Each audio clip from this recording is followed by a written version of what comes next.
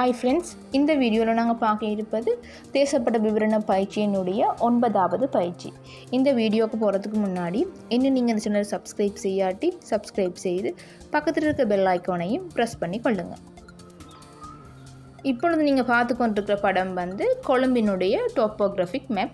இந்த படத்தினை மையமாக வைத்துக்கொண்டு நாங்கள் பௌதிக பண்பாட்டு அம்சங்களை இனங்கண்டு கொள்ளப் போகின்றோம். இலங்கையினுடைய நில அளவை திணைக்களத்தினால இந்த கொழும்பினுடைய டோப்போகிராஃபிக் மேப் 66வது ஷீட்டில் காணப்படுகின்றது.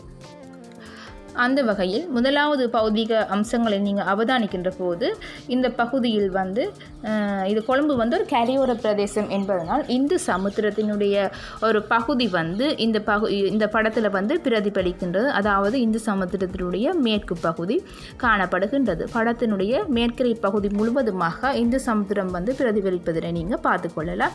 அத்துடன் சம ஆழக்கோடுகள் காட்டப்பட்டிருக்கின்றது. இந்த சம ஆழக்கோடுகள் நீல நிறத்தினால் இருப்பது நீங்கள் பார்த்துக்கொள்ளலாம். அடுத்து நதியை நீங்கள் அவதானிக்கின்ற போது கழனி கங்கை இதன் மூலம் செல்வதனை நீங்கள் பார்த்துக்கொள்ளலாம்.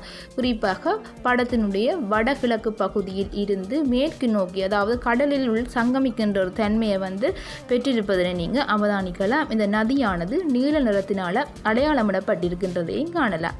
இது தவிர சிறிய சிறிய ஓடைகளும் அங்காங்கே பிரதிபலிப்பதனை நீங்கள் பார்த்துக்கொள்ளலாம்.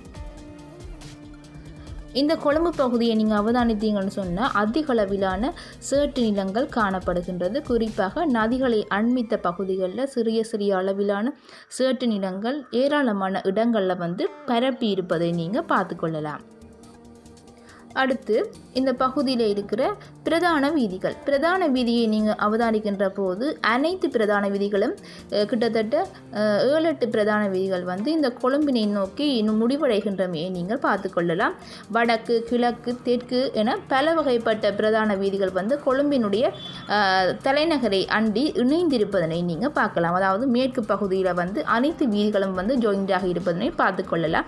இந்த பிரதான வீதிகள் சிவப்பு நிறத்தினால் அடையாளமிடப்பட்டிருக்கின்றது. அத்துடன் பிரதான வீதிகளை அண்மித்து சிறு வீதிகள் ஜாயின் பண்ணப்பட்டிருக்கின்றது. இந்த சிறு வீதிகள் மஞ்சள் நிறத்தினால் அடையாளமிடப்பட்டிருக்கின்றது.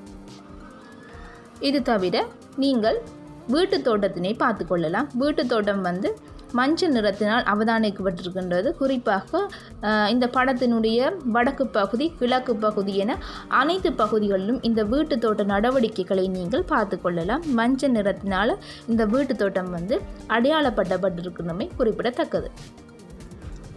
அத்துடன் மாவட்ட எல்லை, இந்த பகுதியில் நீங்கள் மாவட்ட எல்லையை நீங்கள் பார்த்துக்கொள்ளலாம். குறிப்பாக கம்பகா மாவட்டத்தினுடையும் கொழும்பினுடைய எல்லையும் இந்த மாவட்ட எல்லையாக பிரதிபலிச்சிருப்பதனை நீங்கள் பார்த்துக்கொள்ளலாம்.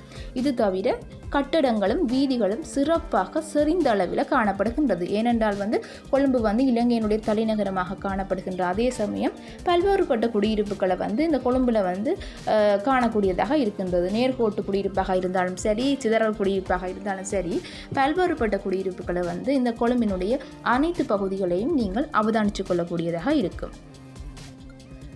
இது தவிர கட்டிட தொகுதிகள், அதாவது கட்டிட தொகுதிகள் செறிவாக இருக்கின்ற பகுதிகள், கிட்டத்தட்ட அரசு நிலையங்களாக இருந்தாலும் சரி, வேறு கட்டிடங்களாக இருந்தாலும் சரி, வர்த்தக நிலையங்களாக இருந்தாலும் சரி, கிட்டத்தட்ட சிபிடி போல கொழும்பினுடைய மேற்கு பகுதியில் இருக்கின்றது. இதனை சிவப்பு நிறத்தால் அடையாளப்படுத்தப்பட்டிருக்கின்றது. மேற்கு கரையோர பகுதிகளில் முக்காவாசி பகுதி இந்த கட்டிட தொகுதிகள் நிறைந்த பகுதியாக இருப்பதனை நீங்கள் பார்த்து கொள்ளலாம்.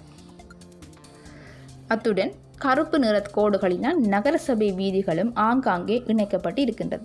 இது தவிர புகையிரத நிலையம், அதாவது கோட்டை புகையிரத நிலையம் இந்த பகுதியில் இடம்பெறுவதனை நீங்கள் பார்த்து கொள்ளலாம். மேற்கு பகுதியில் இந்த புகையிரத நிலையங்கள் பிரதிபலிக்கின்றது. அனைத்து வகையான புகையிரத கோடுகளும் இந்த புகையிரத நிலையத்தின் மூலம் பிரதிபலிப்பதனை நீங்கள் பார்த்து கொள்ளலாம். ஓகே ஃப்ரெண்ட்ஸ், இந்த கொழும்பினுடைய டோப்போகிராஃபி மேப்பில் இருக்கிற பௌதிக பண்பாட்டு அம்சங்களை நான் உங்களுக்கு தெளிவுபடுத்தியிருந்தேன். இந்த வீடியோ உங்களுக்கு பயனுள்ள வீடியோவாக அமைந்திருக்கும் என்று நான் நினைக்கின்றேன். மேலும் இந்த வீடியோ உங்களுக்கு பிடிச்சிருந்தா லைக் பண்ணுங்கள், கமெண்ட் பண்ணுங்கள், உங்கள் ஃப்ரெண்ட்ஸுக்கு மீது ஷேர் பண்ணி கொள்ளுங்கள். மீண்டும் இன்னொரு வீடியோவில் நான் உங்களை சந்திக்கின்றேன். நன்றி.